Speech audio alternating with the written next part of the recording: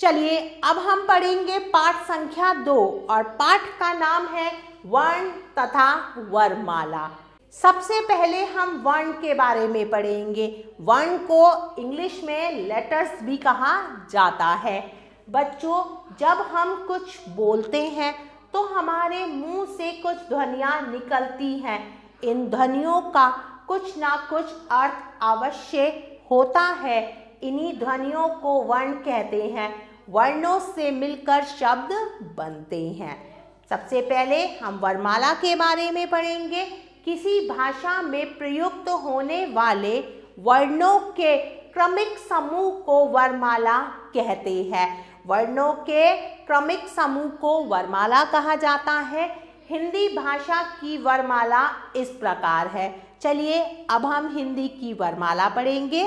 आप सब ने पिछली कक्षा में अ आ इ ई उ ऊ का अध्ययन किया होगा।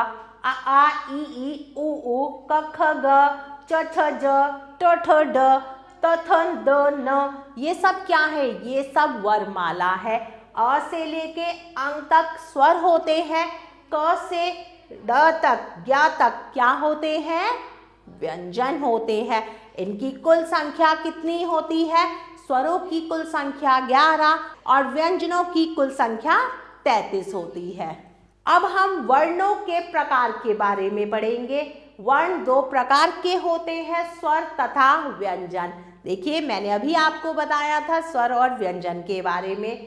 स्वर, जो वर्ण बिना किसी वर्ण की सहायता से बोले जाते हैं, उन्हें स्वर कहते हैं। स्वरों को बोलने के लिए अन्य वर्णों की सहायता की आवश्यकता नहीं होती।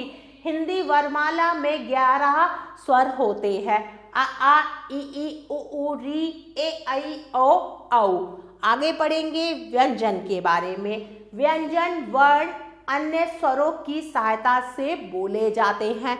व्यंजनों को बोलने के लिए अन्य वर्ण और स्वरों की सहायता पड़ती है।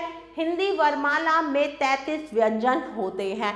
अभी मैंने आपको बताया था क ख ग च छ ज, ये सब क्या है? व्यंजन है और इनकी कुल संख्या 33 होती है।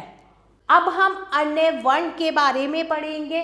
ऊपर दिए गए स्वर और व्यंजन वर्णों के अतिरिक्त हिंदी में कुछ और ध्वनियाँ भी होती हैं। आपने जाना, आपने पाठ में क्या जाना? भाषा की सबसे छोटी इकाई जिसके टुकड़े ना किए जा सके वर्ण कहलाते हैं। वर्णों के क्रमिक समूह को वर्णमाला कहते हैं। वर्ण 2 प्रकार के होते हैं, स्वर तथा व्यंजन। चलिए अब अभ्यास कार्य करेंगे। प्रश्न संख्या 2, सही विकल्प पर सही का निशान लगाइए। भाषा की सबसे छोटी ध्वनि डैश है। कौन सी है सबसे छोटी ध्वनि? शब्द, वर्ण या वर्णमाला? तो सही विकल्प है वर्ण। रथ शब्द में कितनी ध्वनियां हैं? रथ शब्द में 4, 5 या 6। तो कितनी ध्वनियां हैं? 4। बाकी का अभ्यास कार्य आप स्वयं करेंगे। आगे बढ़ते हैं प्रश्न संख्या 3 की तरफ। रिक्त स्थान भरिए। वर्णों का क्रमबद्ध समूह डैश कहलाता है। क्या कहलाता है? वर्णमाला। डैश भाषा की सबसे छोटी ध्वनि है।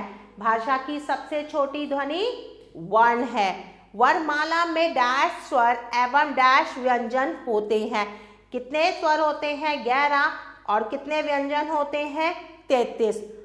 अंग और अह को डैश कहते हैं। क्या कहते हैं? आयो गवा। तो चलिए आगे बढ़ते हैं प्रश्न संख्या 4 की तरफ। सही कथन पर सही व गलत कथन पर गलत का निशान लगाइए। वर्णों से मिलकर शब्द बनते हैं। बिल्कुल सही बात है, तो मैं सही का निशान लगाऊंगी। वर्णमाला में स्वरों की संख्या 15 होती है। ये गलत है, तो गलत का निशान लगेगा। संयुक्त वर्ण 2 व्यंजनों से मिलकर बनते हैं।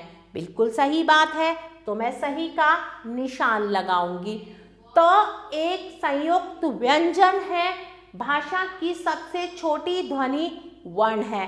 तो प्यारे बच्चों, घ और ड का उत्तर आप स्वयं देंगे। प्यारे बच्चों, आशा करती हूँ इस पाठ के माध्यम से आपने बहुत कुछ सीखा होगा और समझा होगा। हम पुनः फिर मिलेंगे एक नए पाठ के साथ। तब तक के लिए आभार।